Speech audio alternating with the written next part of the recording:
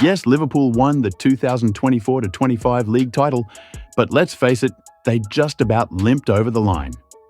They looked like a team in decline. Only 3 wins in their last 8 games. Salah, Dijk and Trent Alexander-Arnold on the verge of leaving, knocked out of the UCL and losing the Carabao Cup final. But here's the abnormal part. Since lifting the trophy, Liverpool have turned potential collapse into strategic domination. In this video, we'll see how their squad's gone from lukewarm to white-hot, and why the Premier League must absolutely fear them this season. Whilst it looked like a mess from the outside, Liverpool did not panic.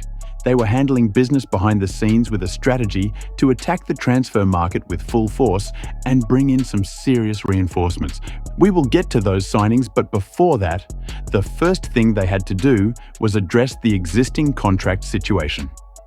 In the aftermath of their narrow title win, the squad stood at a crossroads. Age, fatigue, and uncertain futures hovered over the spine of the team. But frankly, they just needed to keep their best players at both ends of the pitch, so they locked down the futures of Mo Salah and Virgil van Dijk with new contracts until 2027. But this was not about keeping the best players. It was about initiating a changing of the guard. Salah remains a match winner, but the day will come where he is rotated more to preserve his sharpness. His presence will lead the way for the new wave, and his leadership keeps the standards elite. Van Dijk, meanwhile, is the defensive coordinator. He is not just marshalling the backline, but mentoring younger defenders like Connor Bradley. This isn't sentiment. This is elite succession planning. There was also the departure of Trent Alexander-Arnold to Real Madrid, of course. But this wasn't mourned, it was mobilized. It gave the club room to recalibrate. They brought in Jeremy Frimpong, a full-back with electric pace and a high defensive IQ. He not only stretches the field, but added a layer of balance Liverpool had been missing on the right. So with that experienced core secured, Liverpool shifted gears and looked to bring talent in.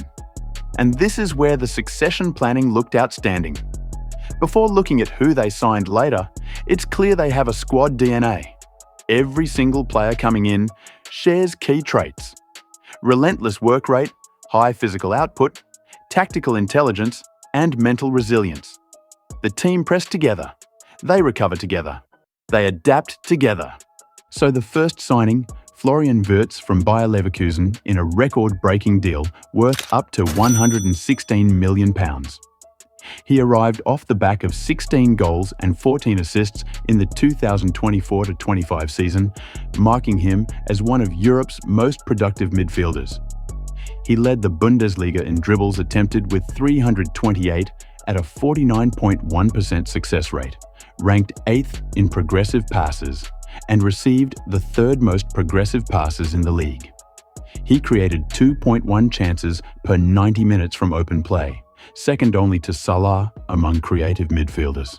This wasn't just a signing, this was a statement. For a club that once relied on Salah for spark and output, Wartz is in line to become the next go-to guy. He will bring a balance to Liverpool's system that has been absent since the days of Coutinho. Wartz isn't just bringing flair, he will give Liverpool the kind of midfield orchestration they've lacked. He dictates tempo, unlocks deep blocks, and links with teammates. Szoboszlai, McAllister, and a resurgent Curtis Jones, all perfect candidates to play ball with. Add Harvey Elliott's growing influence, and Liverpool now have a midfield rotation built not on hierarchy, but flexibility and trust. But creativity means little without finishing. In enters Hugo Eketa. Signed for up to £79 million, Eketa delivered 22 goals and 12 assists last season for Eintracht Frankfurt.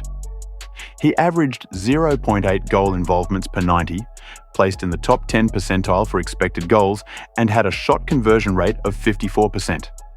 He attempted 4.1 shots per match and averaged more than 7 touches in the opponent's box. But it's not just his numbers, it's his versatility. He can play wide, central, drop deep, or stretch behind defenses. In many ways, he's 3 players in one.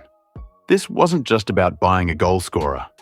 This was about solving a tactical headache that's plagued Liverpool since Roberto Firmino left. And in the midst of this rebuild came another pivotal moment, Luis Diaz's big money move to Bayern Munich. It brought in over £65 million and cleared space for Liverpool to restructure. No longer tethered to wide, one-dimensional play, the team shifted to a more vertical, dynamic system. With Wartz and Eketa at the heart of this transformation, Liverpool no longer rely on individual brilliance.